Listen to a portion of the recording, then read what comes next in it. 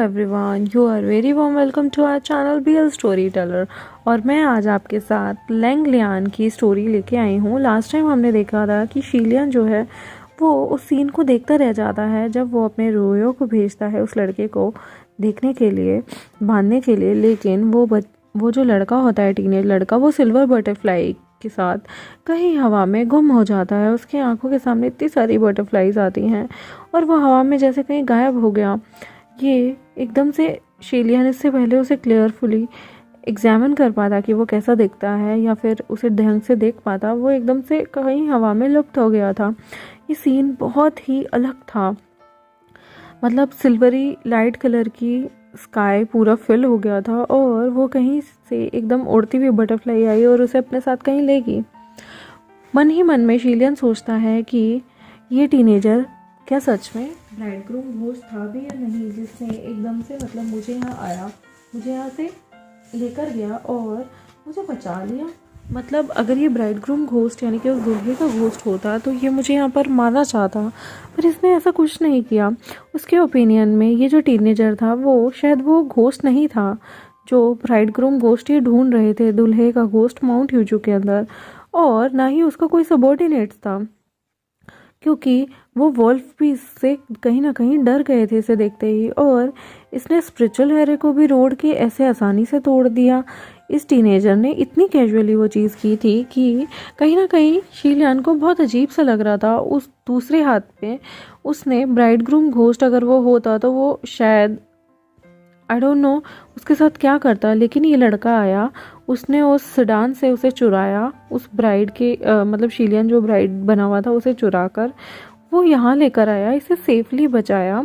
शीलियन के क्लोथ में कहीं ना कहीं रोयो था और वो सोच रहा था मेंटली कि अगर इसने मेरे साथ कुछ किया, अगर इसने मेरे साथ कुछ भी किया या कोइंसिडेंटली इसने मेरे साथ कुछ गलत करने की कोशिश भी की तो मैं इसे छोड़ूंगा नहीं। लेकिन ये क्या हो गया, मतलब उसने ऐसा सोचा ही नहीं था। फिर वो मन ही मन सोचता है कि मैं यहाँ जो काम करने आया हूँ पहले उस चीज़ पे फोकस करता हूँ, बाद में सोचूंगा ये लड़का कौन था। तब शीलियन जो है वो अपने आसपास देखता है, वो सरप्राइज होता है।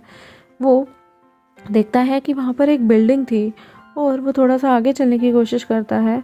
वो जब से टीनेजर बॉय इसे यहाँ लाया था तब से ये बिल्डिंग जो थी वो उसे देख रहा था। ये कहीं ना कहीं उस एरे के बीचों बीच कहीं फंसी हुई थी जहाँ पर लोग बाग आसानी से नहीं आ सकते थे। शीलियन उस बिल्डिंग को देखता है और वो थोड़े से स्टेप आगे लेके जाता है। तब वो देखता है अगेन से कि ये बिल्डिंग कितनी धूल मिट्टी से भरी हुई है।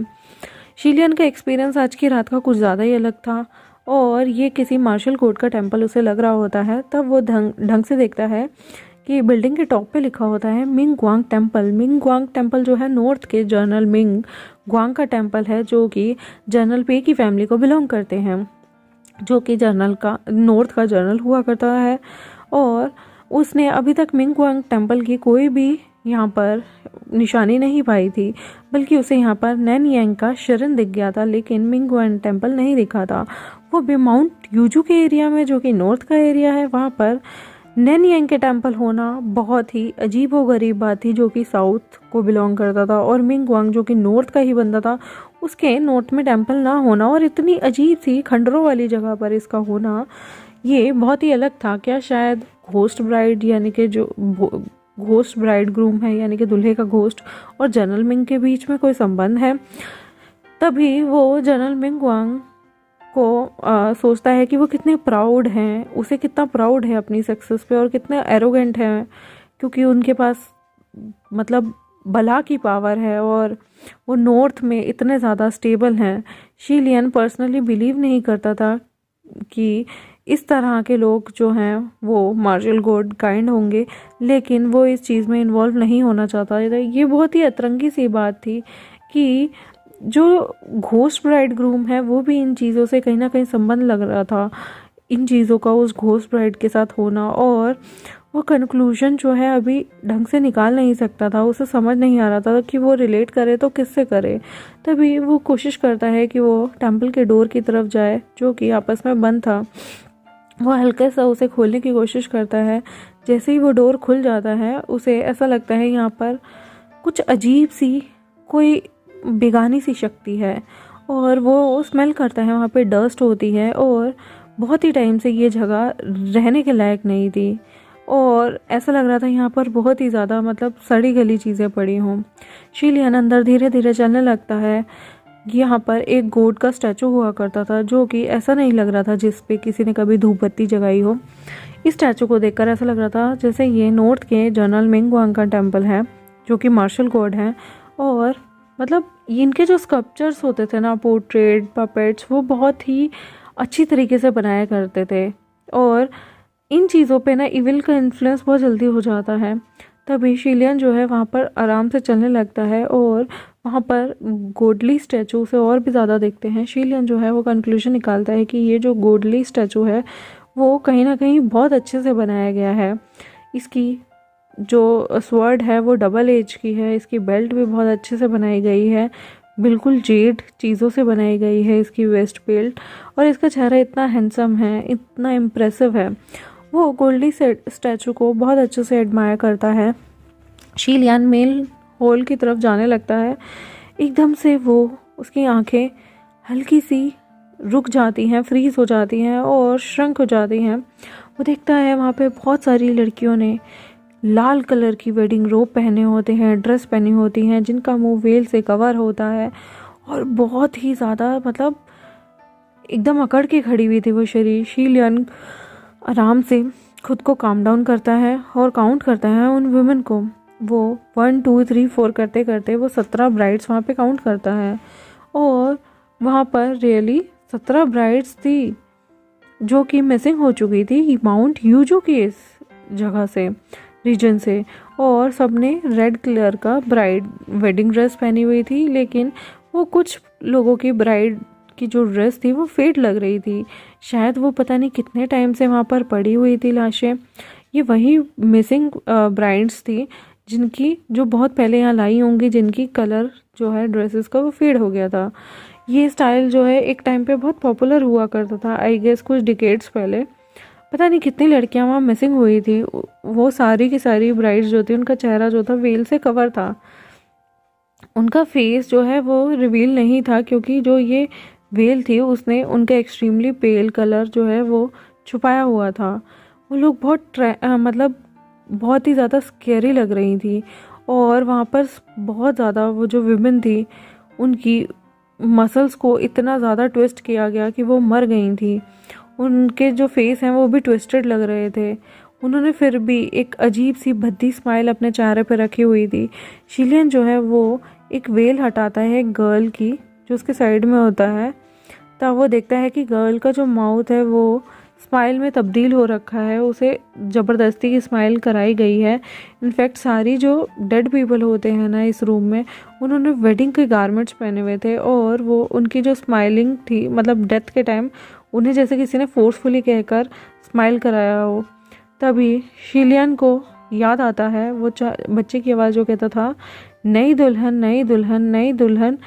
शादी की जो सेडान है उस पर उसकी आंखें जो हैं आंसुओं से भरी हुई है, उसे इस माउंटेन को पार करके जाना है और उसकी वेल के अंदर उसे अपनी स्माइल होल्ड करके नहीं रखनी। वो जैसे ही ये चीज़ें सुनता है वो स्ट्रेंज नॉइस उसे एकदम से याद आता है कि कोई ये गाना गाया करता था। तभी वो एकदम से सुनता है कि 2 ड्रम स्टिक जो है फ्लोर पे गिरती हैं। उसकी आंखें जो हैं वो देखती हैं कि वहाँ पे एक थिक फैब्रिक होता है। तभी वो आसपास मूव करने लगता है और उसे जो है बाहर से, टेम्पल के बाहर के डोर से एक आवाज़ सुनाई देती है जैसे किसी ने टेम्पल के डोर को पुश किया हो।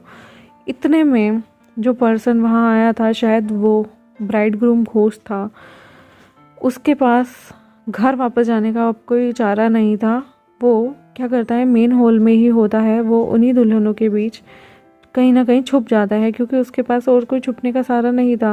वो देखता है जो उसके साइड में ब्राइड्स हैं उन्होंने अपने सिर कवर कर रखे हैं। होपफुली एक शीलियन एक लड़का था और उसकी हाइट ज़्यादा होगी, तो उसे ये डर था कि ये ना हो उसकी हाइट ज़्यादा होने की वजह से वो उन औरतों के बीच में अलग सा लगे।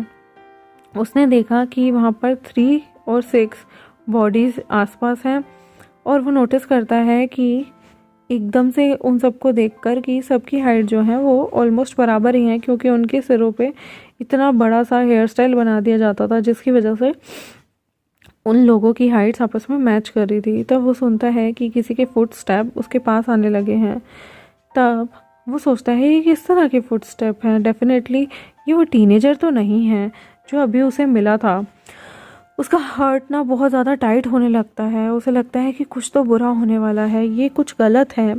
तभी वो देखता है कि वहाँ पर जितनी भी बॉडीज़ हैं वुमेन की, वो जीरो ये फुट स्टेप है वो क्या किसी मैन के हैं, क्या वो जो दुल्हे का भूत है वो अंदर आने वाला है, क्या वो कॉप्स है। तभी वो सारी चीज़ें नोटिस करता है, पर्टिकुलरली कि कहीं वो सबके बीच में खड़ा बहुत लंबा तो नहीं लग रहा, कहीं वो पकड़ा तो नहीं जाएगा। लिटिल यंग ने उसके कॉम बहुत अच्छे से किए हुए थे बालों को, जिसकी वजह से किसी को कुछ पता या उस पे शक ना हो।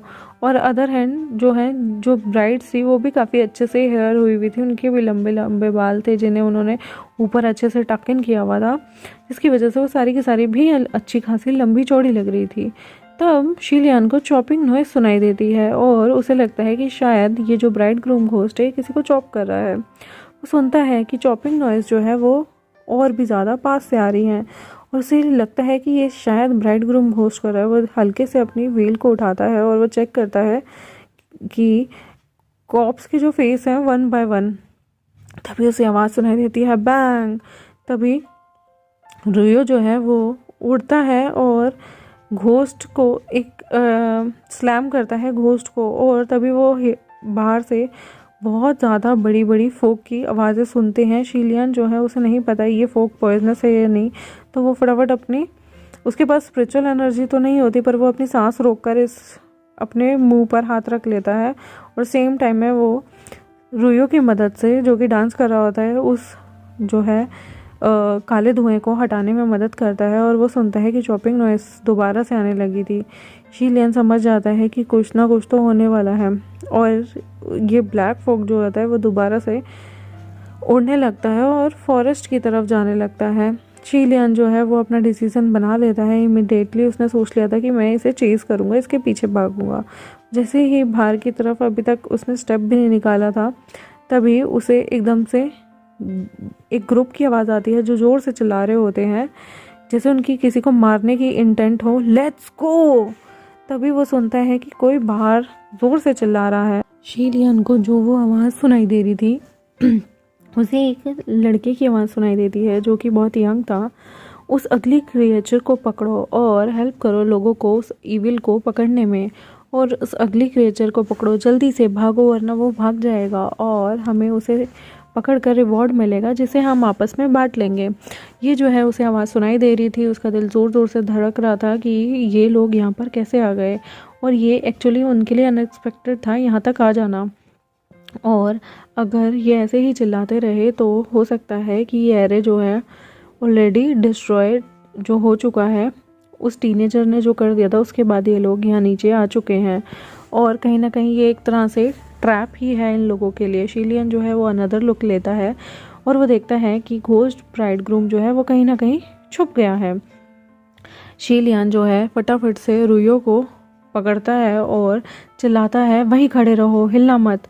सारे के सारे ये 2 मिनट के लिए पॉज हो जाते हैं। शीलियन जो है वो कहता है कि वहीं खड़े रहो, हिलना मत। और तभी एक यंग लड़का बोलता है, यंग लेडी तुम भी यहाँ पर कैप्चर हो, तुम भी घोस्ट ब्राइड ग्रूम ने तुम्हें फोर्स करके यहाँ माउंट यूजू में रखा है, क्या नाम है तुम्हारा? हम यहाँ पे तुम्हें बचाने आए हैं, ये इजीली हो जाएगा तुम्हारे लिए बचना। शीलियन जो है वो 2 मिनट के लिए तो समझता है कि ये मुझे यंग लेडी क्यों बोल रहा है, फिर उसे याद आता है कि वो गर्ल की ड्रेस में है और यहाँ पर नैनियंग टेम्पल नहीं है जहाँ पे उसे कोई मिरर दिखे। तो वो समझ जाता है कि लिटिल यंग ने उसे इतने अच्छे से तैयार किया था कि वो एक लेडी लग रहा है, और वह समझ चुका था कि ये लोग उसे मिसअंडरस्टूड कर रहे हैं। इस सर्कमस्टांस में शीलियन जो है ज़ोर से चिल्लाता है, नैन फेंग फू आओ, कहाँ हो तुम, जल्दी आओ, मेरी हेल्प करो।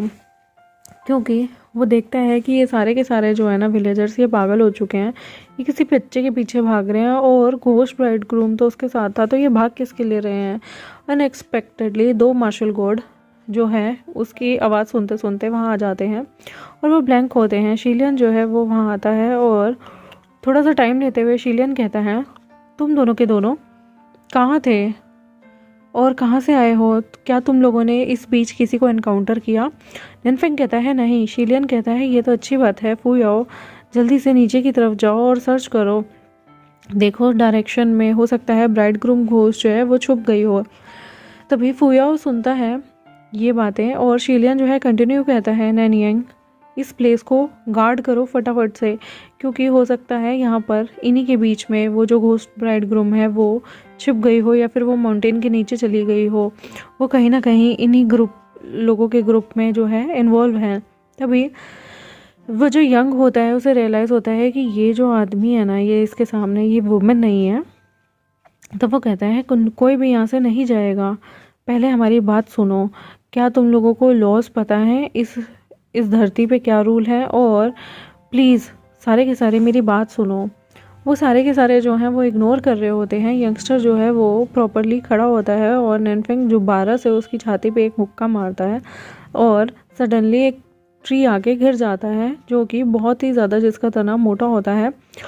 नैनफेंग उन्हें रोकता है और उन्हें बात करता है कि अगर वो नहीं चाहते कि जिस तरह से उसने इस पिलर को बीच में से फाड़ दिया वो उन लोगों को भी कोई नुकसान पहुंचाए। तभी एक यंग बंदा बोलता है, तुम तो कह रहे थे कि वो घोस्ट ब्राइड ग्रूम यहीं पर है और इस ग्रुप में है, हम लोगों के फर्स्ट नेम और लास्ट नेम हम एक दूसरे को जान सकते हैं, तो तुम्हें बिलीव नहीं हो रहा तो तुम एक काम करो, हम सबके फेसेस चेक कर लो, हम सारे मिलके जो है एक दूसरे को चेक कर लेते हैं एक एक करके।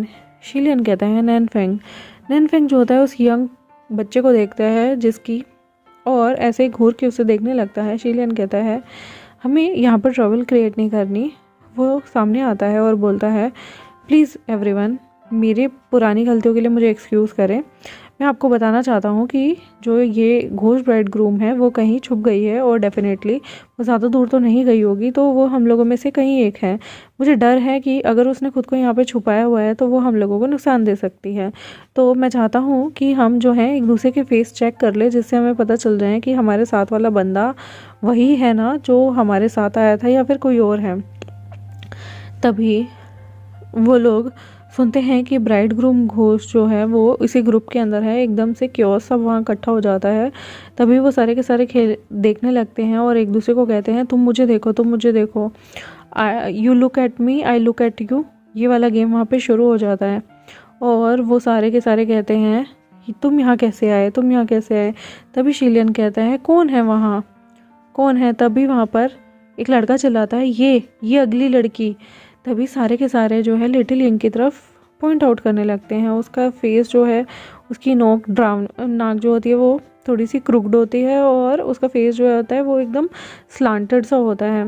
तभी वो अपनी आंखें उठाकर बोलने लगती है, मुझे कुछ अच्छा नहीं लग रहा था तो मैंने सोचा कि चलो यहाँ चल के एक लुक लिया जाए। शीलियन कहता है कैसा रहा तुम्हें, तुम यहाँ कैसे आई हो। तभी वो कहते हैं कि सारे के सारे अपना सिर हिलाते हुए कहते हैं हमें नहीं पता ये कैसे आई है, हमने इसे पहले नहीं देखा, ये हमारे साथ तो नहीं आई। नैनफेंग कहता है क्या तुमने खुद की बॉडी को किसी के साथ अटैच कर लिया था क्या। शीलियन जो है वो 2 मिनट के लिए रुकता है और कहता है कि अगर वो भूत किसी चीज़ के साथ अगर टच होगा तो वो पक्का किसी सॉलिड चीज़ के साथ ही अपनी बॉडी को अटैच कर पाएगा, हमें उस भूत को अच्छे से ढूंढना चाहिए, हो सकता है वो हमारे ही बीच में हो। तभी नैनफेंग कहता है कि वो जो घोस्ट है वो ऑलरेडी एक रैथ रैंक का है, तो ये कहना बहुत मुश्किल होगा कि वो अपने आप को ट्रांसफॉर्म कर पाएगा या नहीं। तभी वहाँ पर सारे के सारे एकदम से क्योस समझता है, तो एक लड़का जो होता है वो बोलता है वो जो ब्राइड ग्रूम घोस्ट है वो हम में से कोई एक है, ये आपको लगता है बट मुझे नहीं लगता, क्योंकि हमने एक दूसरे को अच्छे से देख लिया है और इसका कोई तुक नहीं बनता, हमने आराम से एक दूसरे को चेक कर लिया है और हमें जाना चाहिए। शीलियन कहता है एवरीवन प्लीज़ एक जगह रुक जाओ, और मिंग्याओ टेम्पल है यहाँ से, तुम जा नहीं सकते इतनी आसानी से। तभी वहाँ पे सारे के सारे कंप्लेन करने लगते हैं। नैनफेंग भी जो है वो वहाँ पर एकदम से उसके जो एक्सप्रेशन है वो स्टन रह जाते हैं। फुयाओ कहता है ये कोई मजाक नहीं चल रहा। शिलियन वहाँ पर देखने लगता है कि जो क्राउड है मिंग्याओ टेम्पल के बाहर, वो स्लोली डिक्लेयर करता है कि ऐसे केस में जो है हो सकता है जो ये ब्राइड ग्रूम यानी कि दूल्हे का घोस्ट है वो हम लोगों के बीच में ही हो, तो हमें उस चीज़ को ढूंढना पड़ेगा क्योंकि वो ज़्यादा दूर नहीं जा सकता। वो यह नोटिस करता है लिटिल यंग जो है वो क्राउड के बीच में छुपी हुई थी। तभी वो पूछता है यहाँ पर एक वुमेन क्यों है।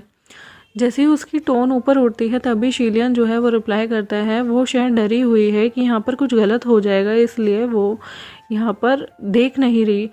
वो यह कहता है क्या तुम लोग इस लड़की के साथ आए थे। तभी लोग बाग हेजिटेंटली कहते हैं हमें नहीं पता ये कौन है, ये मुश्किल होगा कहना। तभी एक बंदा कहता है ये तो गलत बात है, हम यहाँ आए वो हम लोगों के साथ नहीं थी। सारे के सारे कहते हैं अगर ऐसा केस है तो हमने तो इसे नहीं देखा। दूसरा बंदा कहता है मैंने भी इसे अपने साथ आते नहीं देखा।